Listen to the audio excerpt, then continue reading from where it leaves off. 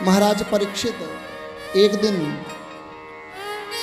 मृगया खेलने के लिए, शिकार खेलने के लिए वन में गए और उस दिन उन्होंने जरासंध के मुकुट को धारण कर लिया, सोने का।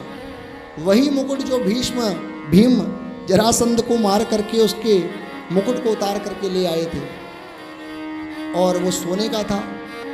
न जाने समय ने ऐसा फेर फेला कि महाराज परीक्षित की मति भी फिर गई और भूल गए कि मैंने कलयुग को सोने में वास दिया था। वो भी कैसा सोना, कैसा धन, अधर्म का, पाप का।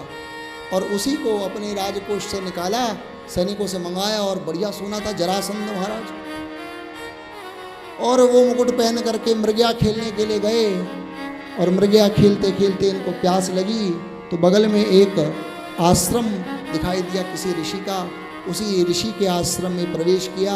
वहाँ वो ऋषि समीप अपने ध्यान में बैठे थे, भगवान के ध्यान कर रहे थे। महाराज परीक्षित ने निवेदन किया कि हे मुनि, मुझे जल दो, मेरा गला सूख रहा है। लेकिन वो तो भगवान के ध्यान में निमग्न थे, तल्लीन थे। मुनि ने अपने नेत्रों को नहीं खोला। महाराज परीक्षित को क्रोध आ गया। उस कली का प्रभाव है, ये कलयुग का प्रभाव है, क्षण क्षण में क्रोध आना। इसलिए अब जब क्रोध आया तो क्रोध में उन्होंने वहीं बगल में पड़ा हुआ एक मृत सर्प था, अपने बाण की नोक से उठा करके समीप के गले में डाल दिया, समीप मुनि के गले में डाल दिया। वहाँ से चले गए और वापस हस्तिनापुर लौट आए। इतने में किसी ऋषि कुमार ने ये दृश्य देखा और जाकर के समीक महर्षि के नन्हे से 8-10 वर्ष के बालक श्रृंगी को जाकर के बता दिया कि इस प्रकार तुम्हारे पिताजी का अपमान किया। उस समय श्रृंगी मुनि अपने ही संग के ऋषि कुमारों के साथ कौशिकी के तट पर खेल रहे थे। अब जब बताया तो बड़े तेजस्वी बालक थे श्रृंगी, तस्य पुत्रोति तेजस्वी। वहीं कौशिकी नदी के जल को हाथ में लेकर के अभिमंत्रित किया। कौशिक्याप उपस्पृश्य वागवज्रम विससर्ज। और ब्राह्मण की तो वाणी ही वज्र है। ब्राह्मण में जोर शोर नहीं देखना कि ब्राह्मण ढीला है कि कैसा है, नहीं। ब्राह्मण का तो सूखा शरीर हो, लेकिन वाग वज्र ही कौशिकी नदी ली और महाराज संकल्प कर दिया, इति लंघित मर्यादम तक्षक सप्तमेहनी दंक्षस्मि कुलंगारम चोदितो में ततद्रुहम। जिस किसी ने मेरे पिताजी का ये अपमान किया, अपनी मर्यादा का उस राजा ने उल्लंघन किया, वो राजा, वो अभिमानी नृप आज से 7वें दिन तक्षक के दंसने से, तक्षक के दंस से मारा जाएगा। और कह करके जल को छोड़ दिया कौशिकी नदी में। इधर ऋषि कुमारों ने आकर के समीक मुनि को बताया कि आपके पुत्र ने ऐसा ऐसा महाराज परीक्षित को श्राप दे दिया। समीक मुनि को पहले तो अपने बालक श्रृंगी पर बड़ा क्रोध आया, खूब डांटा कि तूने ब्राह्मण के तेज का गलत प्रयोग किया। ऐसे तपस्वी राजा की छोटी सी गलती पर तूने उनको क्रोध श्राप दे दिया। अरे आज जो हम निर्भीक होकर के भगवान का भजन कर रहे हैं, ये उन महाराज परीक्षित की ही देन है, और तुमने ऐसे धर्मात्मा राजा को श्राप दे दिया। संगी, तुमने अच्छा नहीं किया। अब जाकर के अपने शिष्यों से कहा कि जाओ, जाकर के महाराज परीक्षित को बता दो 7वें दिन ऐसा ऐसा तक्षक आएगा, तुमको मारेगा। अपनी मुक्ति के लिए तुमको जो जो साधन करना है वो कर लो। अब तो इधर शिष्य गए। इतने में राजा को ये भान हो गया पहुंचते ही हस्तिनापुर में कि मेरे से बहुत बड़ा अपराध हो गया। और महाराज परीक्षित धर्मात्मा थे, लेकिन वो मुकुट पहना था जरासंध का, चोरी का, उसमें कलयुग बैठा था।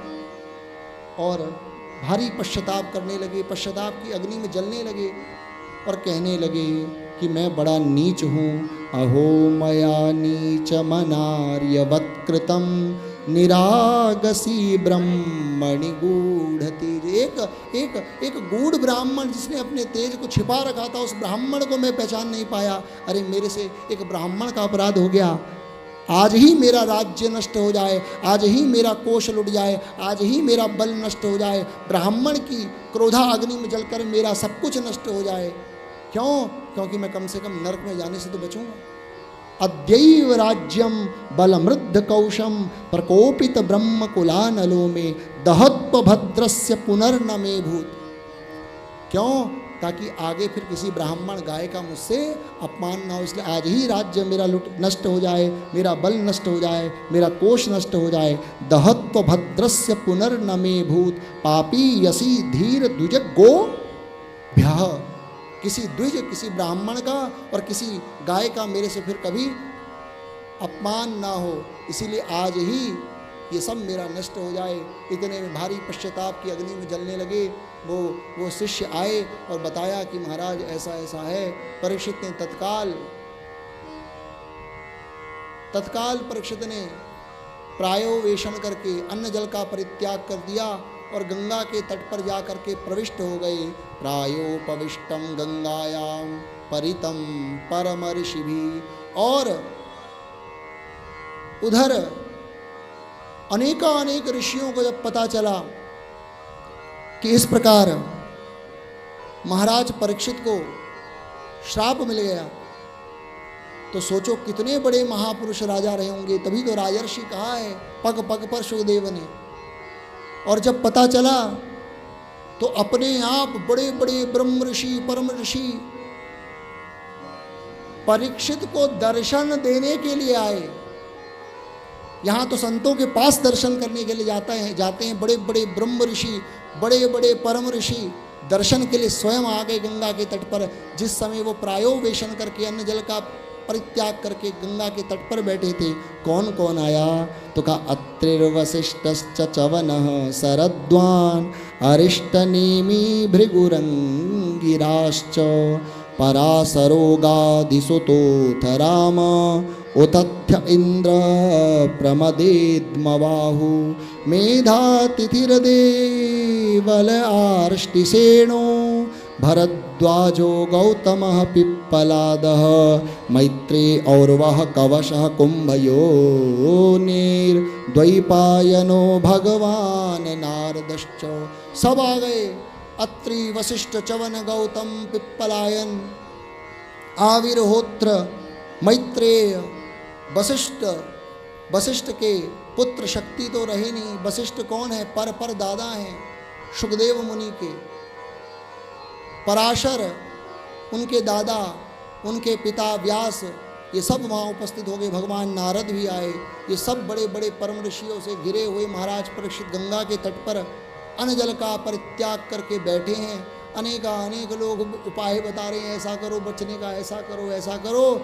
इतने में स्वयं परीक्षित ने जब देखा कि बड़े बड़े महर्षियों का दर्शन मुझको हो गया, तो परीक्षित कहने लगे कि मैं कितना धन्य हूँ कि स्वयं ऐसे बड़े बड़े ब्रह्म ऋषि परम ऋषि मेरा दर्शन करने, मुझको दर्शन देने के लिए स्वयं चल करके आ गए। अहो वयम धन्यतमा नृपाणाम महत्तमानुग्रहणीयशीला।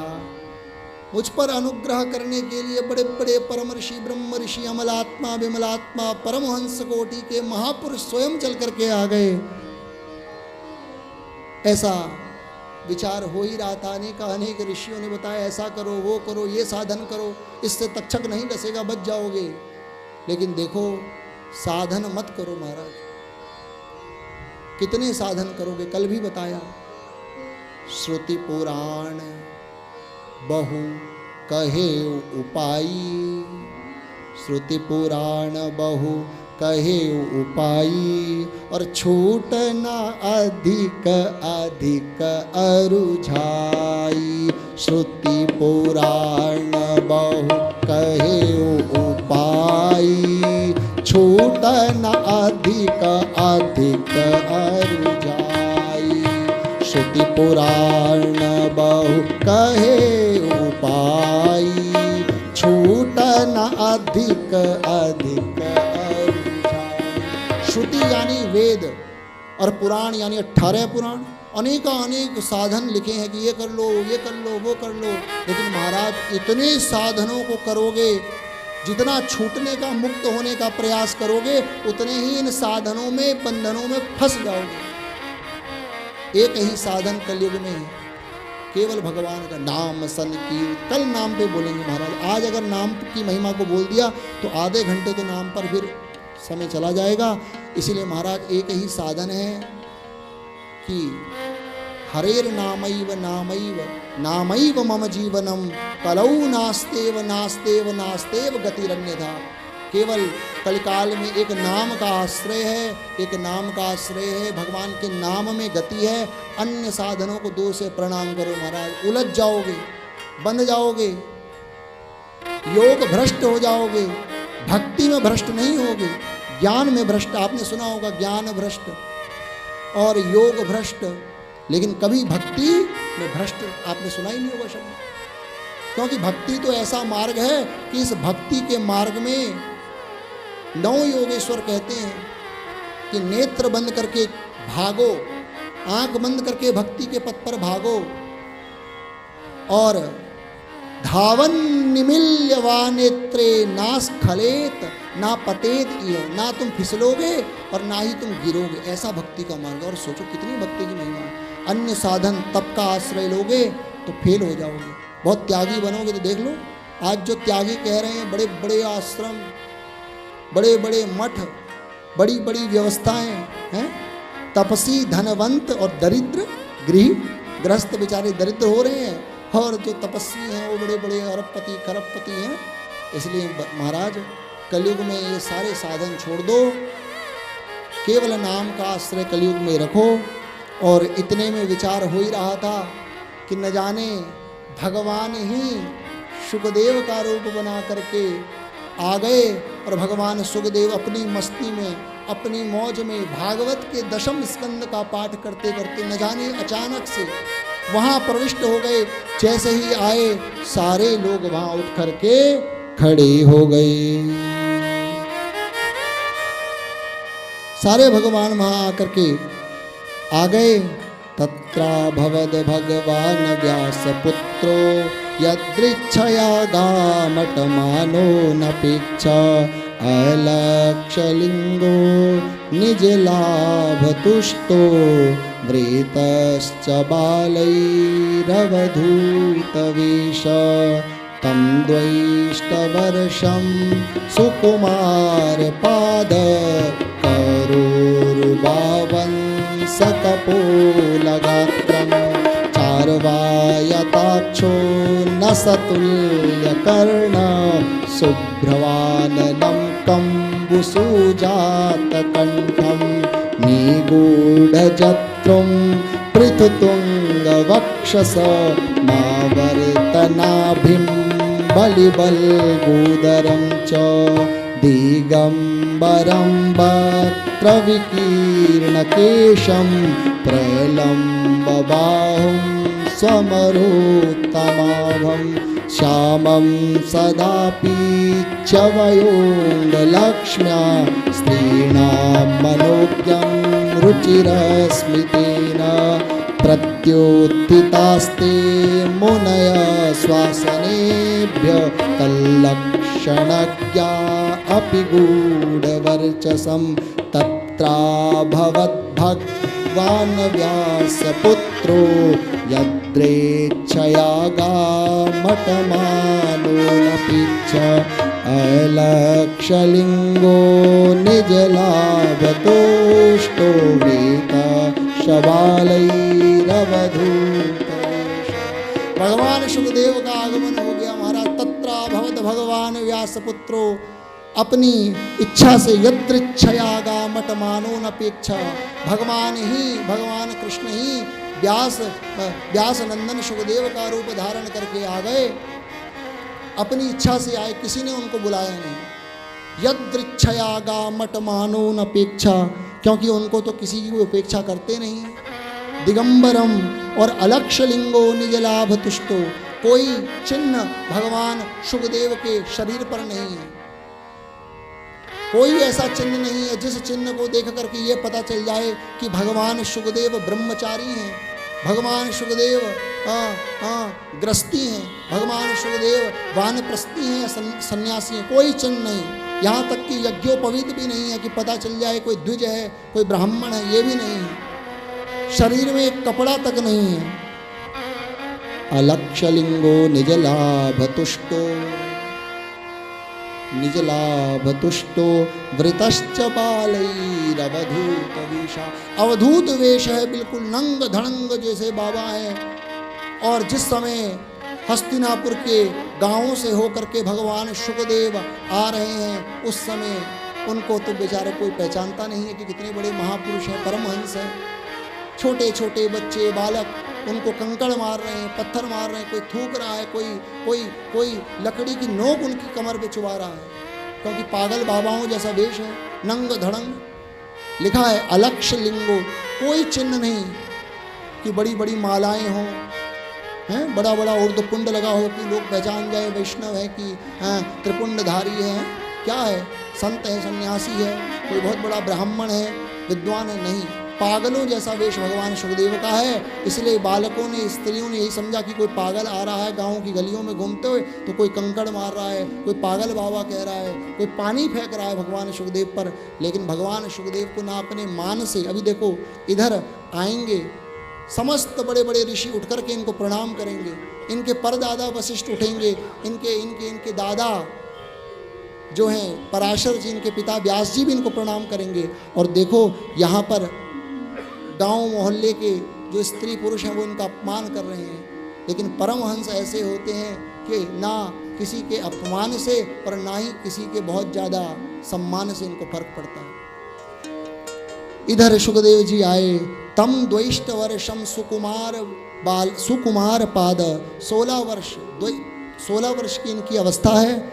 और करोरुबाह वंश कपोल गात्रम, बड़ा सुंदर मुख है और बड़े सुंदर कपोल हैं और बड़ी बड़ी घुटने तक की इनकी भुजाएं हैं। चारवा यथाक्षोण नसतुल्य कर्णा, नासिका कान बड़े सुंदर और इनकी जो भ्रुकुटी है, भौहें हैं, बड़ी सुंदर है। कंठ इनका कंबू यानी शंख के समान है। और निगूढ़ जत्रम प्रतितुंग वक्षस मावर्त नाभिम बलिबल गुदरम, जो बड़ा सुंदर इनका उदर है, बड़ी सुंदर नाभि है।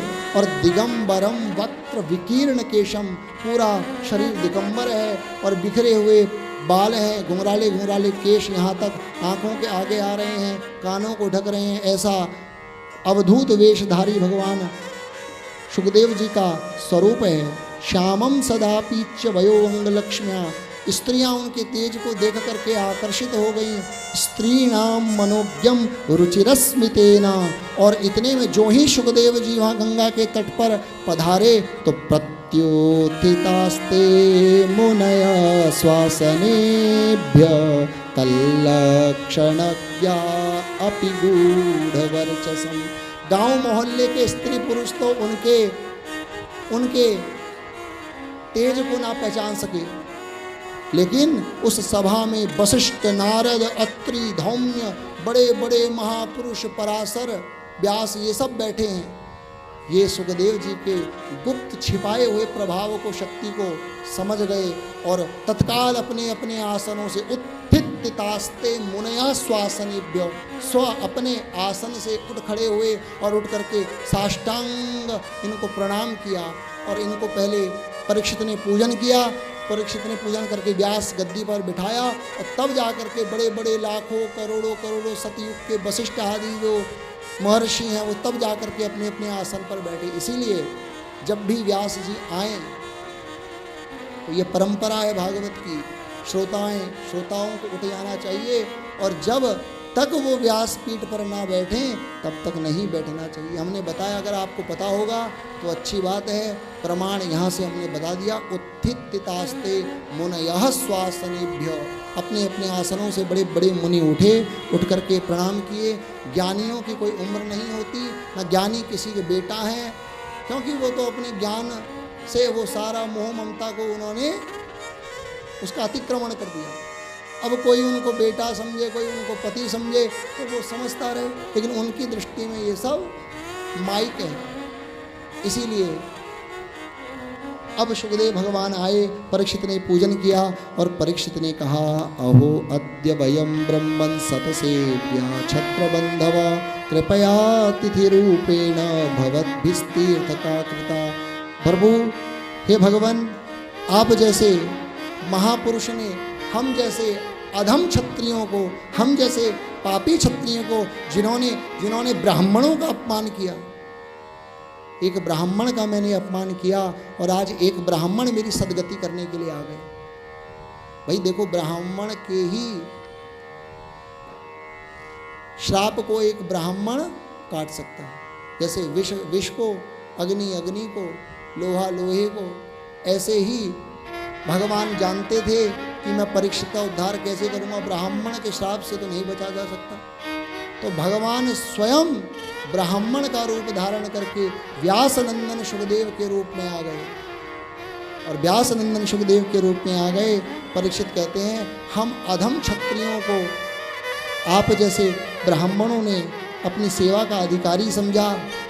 अरे आप जैसे महापुरुषों का दर्शन हो गया, आज मेरे पितर तीर्थ हो, आज मेरे पितर जो हैं वो तृप्त हो गए। अरे आप जैसे महापुरुष तो तीर्थ को भी तीर्थ करने वाले हैं। और ये शाम संस्मरणात् पुंसाम सद्यः शुद्ध्यन्ति वै गृहा। आप जैसे महापुरुषों के घर में पधार जाने से तो सतग्रस्तों के जो घर हैं वो तो शुद्ध हो जाते हैं। तो फिर आप जैसों का दर्शन, आप जैसों का स्पर्श, आप जैसे लोगों का पाद प्रक्षालन का अवसर मिल जाए तो क्या बात है। आप लोगों के तो केवल पधारने से ग्रस्तों के घर पवित्र हो जाते हैं, संतों के।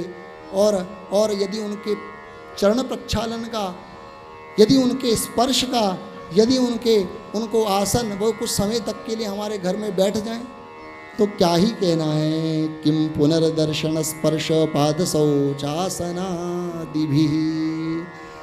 और अपि में भगवन प्रीतः कृष्ण पांडुसुत प्रिया। प्रभु आपकी हम पर बड़ी कृपा है। क्यों? मैं जानता हूँ आप क्यों आए हैं मेरे को दर्शन देने के लिए, क्योंकि भगवान कृष्ण मुझसे बड़ा प्रेम करते हैं। क्यों करते हैं? तो परीक्षित कहते हैं ना, उनका मेरे दादाओं से, पांडवों से बड़ा प्रेम है। और मैं उन्हीं पांडवों के गोत्र में उत्पन्न हुआ हूँ ना, क्योंकि पैतृ स्वसेय प्रीत्यर्थम। भगवान कृष्ण के पिता वसुदेव की स्वसेय यानी बहन कौन? कुंती। कुंती के बेटे कौन? कहा पांडव। और पांडवों का मैं पौत्र हूँ, पोता हूँ।